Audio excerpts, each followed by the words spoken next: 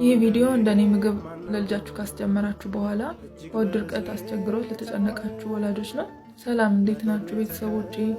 እኛ በጣም ደህና ነን፣ እግዚአብሔር የተመሰገነ ይሁን። ከዚህ በፊት እንደዚህ አይነት ቪዲዮ ሰርቼ ነበረ እና ለሰጣችሁኝ አስተያየት ሐሳብ ሁሉ በጣም አመሰግናለሁ። እናንተ እንዴት እንደተጠቀማችሁ እንዴት እንደምትሰሩ አስተያየት ስትሰጡኝ ነበረ።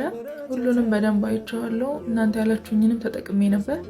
ብዙ ነገርም ሞክሬለት ነበረ እና በጣም ጥሩ ነበረ። ብዙ ነገር ሞክሬለት ከዛ በኋላ ግን ሆድ ድርቀት አስቸግሮት ትንሽ ተጨንቄ ነበር። እናንተም እንደዚህ እንደተጨነቃችሁ ይገባኛል። ምክንያቱም መጀመሪያ ምግብ ስንጀምርላቸው እንደዚህ አይነት ነገር መከሰቱ የሚጠበቅ ነው። ካካቸውም ከዚህ በፊት ከምናውቀው የተለየ እንደሚሆን ምንም ጥያቄ የለውም፣ የታወቀ ነው ማለት ነው።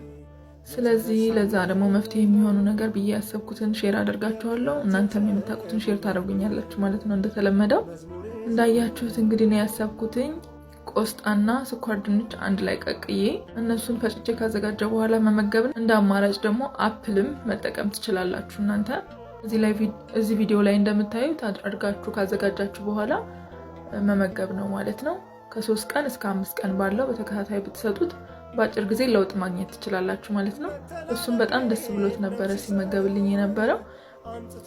ስኳር ድንቹ ጣፋጭነት ስላለው ጥሩ ነበረ ማለት ነው። መልካም ጊዜ ይሁንላችሁ። ቻው።